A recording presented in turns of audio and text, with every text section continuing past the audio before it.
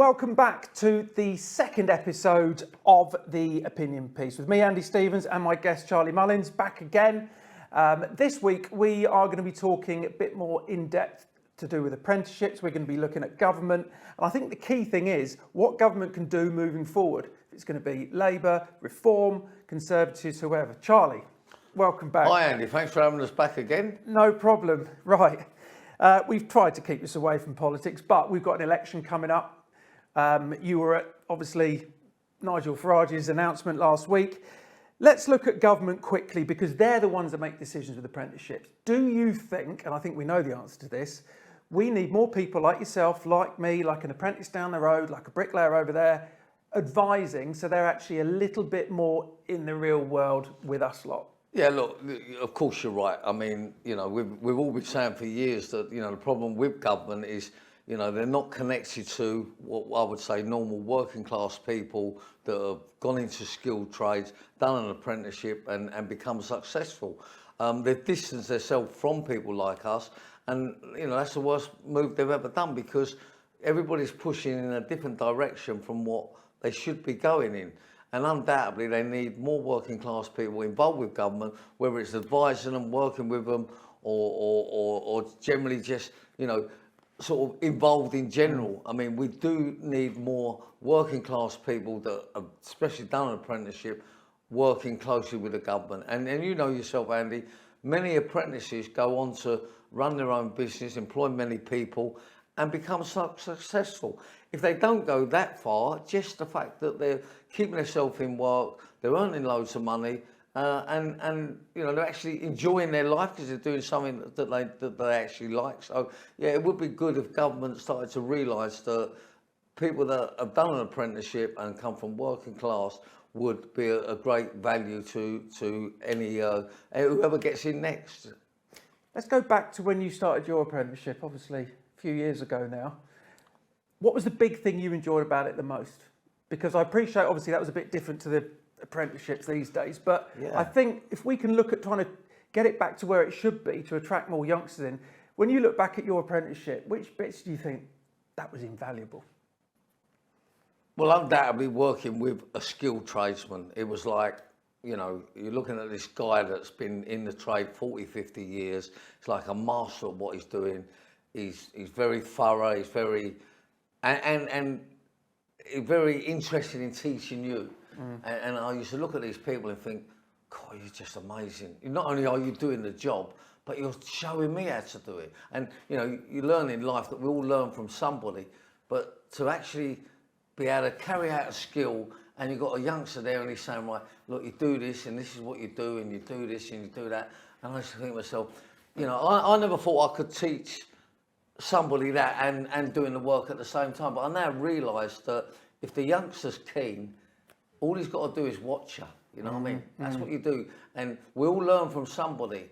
And I just remember these different tradesmen I worked with over the years, and I used to think, God, I just want to be like you. That's what I want to... You were inspired by these older trades, working closely with them, seeing, well, I was going to say push fit, you didn't have it back then, did you? You know, all your fittings, obviously connecting boilers up, running your flow and returns, hots and colds and everything else. You thought, that's what I want to do. Well, so it's about inspiring, isn't it? Not there's a job, go and do it. That's right. I mean, look, we all learn from somebody. We have to always remember that. And you know, if you're keen and willing and want to succeed in something, and there's no, you know, there's no better if you're going to be learning to be a footballer or you're going to learn to be an actor or a banker or a skilled tradesman. It's being hands-on, being watching them and knowing that they want to teach you. You know, what I noticed with tradesmen is they know they was dying out, and if we don't get apprentices through, then we're going to run out of tradesmen. But they've been in the same position because most of them have been an apprentice and they know what it was like. And things I still remember now, like 50 odd years down the line, it was like what you don't earn now as an apprentice, you'll get later as a tradesman. And that's so true. And if you do an apprenticeship, you'll never be out of work and you'll earn loads of money. Again, it's so true. And you know, not only the value that you're being paid to do the job, it's quite enjoyable. You know, if you're not that academic and, you know, you're putting boilers in that and you look back and thinking, all right, you know, not the sharpest knife in the drawer as far as academics go at school, but you know, as far as look at me, I've done this job and I've got this customer and they're over the moon and they've got this new bathroom and they've got this new heating system. I mean, it gives you a great form of satisfaction, and then of course you want to pass that on. You know what I mean? You know, an apprenticeship. I can't explain the value of it. I mean, if you could buy apprenticeships, they're worth £1 million because today more than ever, if you want to be a millionaire, take an apprenticeship in a skilled trade, and that's the way going forward. I just had this in there. I know a billionaire entrepreneur, Canadian, JT Fox, and he's setting up trade schools all over the world. I'm actually going to set something up, a Charlie Mullins apprenticeship scheme in the UK with him, and he's going to pay. He's made an offer to anybody. He will pay for all your learning and schooling at the college, and when you've qualified, he's going to sell you onto a company, like, you know, may tie you in for a year or two to get his money back. But it's a great idea. Tradesmen are going to be that much shortage and that valuable that, I mean, this guy's not a fool. He's a billionaire, self-made, and he says he says now, look, if you want to be a millionaire, become a tradesman. And I'll totally agree with him, and not because of me. You know, I'm not saying I've done it. Anyone can do it, but it's a golden opportunity out there now to become a tradesman, never be out of work, and earn loads of money. More now than ever. Exactly. We've got this shortage. So back to your colleague in Canada. Is that something that you're looking at launching this year, 2024? This year, yeah. You know, we've got a new company launching in October the 1st this year, WeFix, and I'll be taking on as many apprentices as I can. I'd like to work with the government, but you know, if we're not drinking from the same teapot, then we'll go it alone. But you know, apprenticeships is the way forward, and you know, I probably am blowing my own trumpet. I don't think there's anybody better around at the moment that could tell you the value of an apprenticeship and what you can achieve for it. And you know, of course I'm an example of it, but you know, when I was doing my apprenticeship, you know, if I'm being honest, they wanted to sack me 1,000 times and I wanted to leave 1,000 times. But the fact that you're tied into a contract is the best thing ever, because you can't just, oh, I've got the hump today, I'm going, or you know, you've upset them and they want to get rid of you. You're tied in there, and the longer you stay into something like that, the reward will come. And I always remember the plumber, one of the plumbers I was working with, you know, I worked in one weekend or something and we earned like £2 bob. I said, like, this is ridiculous, look at the tax, look at this. And he said, what you don't earn now, you will earn later.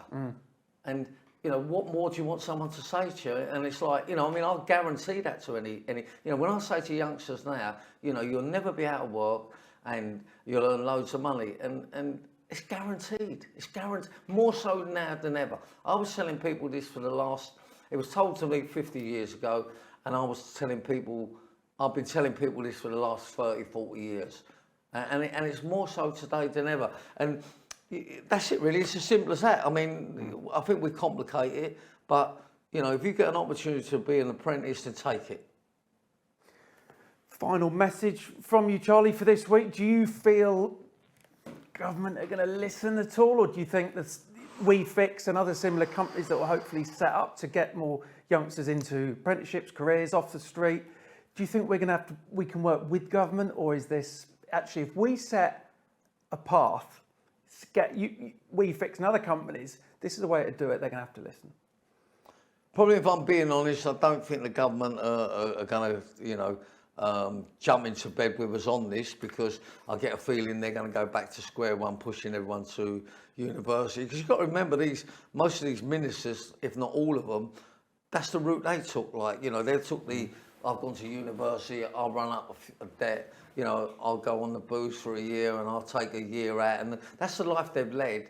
And yes, for some it's been successful, but a lot of them come from money. But the world's changed now, and it's tradesmen that we need out there. So I don't think the government are going to be switched on enough or fast enough. So I think myself and many other businesses will be pushing for apprenticeships. And I honestly believe that, you know, maybe this JT Fox, we start opening up he calls them trade schools, call them colleges, call them what you want. But I mean, the guy's a billionaire. He ain't a fool, and he's investing his money in it. And you know, if you do look him up, you know, his podcast is, if you want to be a millionaire, become a tradesman. What brilliant advice. It's as simple as that. As you say, let's not overcomplicate it. We've got a big shortage in a brilliant industry, because who would have thought you would be sitting where you are, you know, 50, 55 years ago? You know, you're a great example to what can be achieved. You know, I've gone from digging holes in Sydney at the age of, you know, as a teenager, coming back over here, being on the tools and actually realising, let's now help the next generation. Yeah, look, undoubtedly, you know, it's, you know, it would be a shame for the word apprenticeship to disappear. Yeah. You know, it'd be a shame, and it'd be a shame to lose the word or the city and guilds behind it. But, you know, undoubtedly for many, many people, more people today than ever, skilled an apprenticeship in a trade is the way forward. There's no hesitation on that whatsoever. And I say, we don't necessarily need all these bankers and financial people and general busybodies. What we do need is skilled tradesmen, builders, and, you know, people that you know, want to stay in work, because jobs are running out, as you know. You know, you're behind the computer and that, but the people are going to lose their jobs to them. House builders are not going to lose jobs. Tradesmen are not going to lose their job. And, you know, the wonderful thing about it is that you're going to earn lots of money. You know, let's not kid anybody. It's nice to do a job, and you know, you're going to earn loads of money out of it. And it's very enjoyable. It's very enjoyable. I mean, I look back now when I was on the tools, and I hated it coming off the tools, if I'm being honest, probably like yourself. That was my final question. Okay. Because to me, walking into it, as you know, we did residential, so walking into an old battered house, ripping it to pieces, back to brick, ceilings down, floors up, extending, refurb. When you leave it as a show home and that family's moved in, there isn't a better feeling. That's right. And similar to you, when I started coming off the tool, I hated it. I hated it. Yeah, hated it. There's nothing better. Yeah. Having that crack with people around you and actually doing something, A, skilled, but B, when you leave at the end of the day, you go, I've just done that. That's right, and you're very proud of it, you're very conscious of it, and, you know, there's a lot of people that admire what you're doing, kind of thing. You know, they look at you and go, oh, you've done a great job there. And, you know, just talking about bathrooms and kitchens and heating systems, and, you know, you think about when we all work together and the end result is that, I mean, it's something to be very proud of. And as I, you know, I learned this in life, you know, and I'm not telling anybody what to do. I'm only making suggestions. But there's an opportunity out there to earn lots of money and never be out of work and enjoy the job. And that's called an apprenticeship with a trade. What a brilliant way to finish this episode. Charlie, thank you for this week. Make sure you join us again for next week, weeks 3 and 4 of this special 4-part series for the Opinion Piece, celebrating the launch of the Build Network UK. And I think there's some key points to take from that. One of the main reasons we've set this channel up is to inspire the next generation. Charlie's sitting here. Everybody knows the success he's had, obviously launching WeFix, which we'll talk about in more detail next week. Charlie? Andy, just before we go, Yep. I know we're running out of time, but I'll just tell you something here that I picked up in America and was out there working there. And Albert Einstein, as we all know of, the amazing, like, intelligent man, and he always says that if he was to come back again, he'd come back as a plumber. Right? Now, this is a true story. This is not a joke. This is a true story. He said if he had his time again, he would come back as a plumber. Well, you're going to ask me, if you was to come back again, what would you come back as, Charlie? Aren't you? Go on then. Ask me. What would you come back as? Albert Einstein. And on that note, we will say, Charlie, thank you for that. Join us again next week, same time, same place.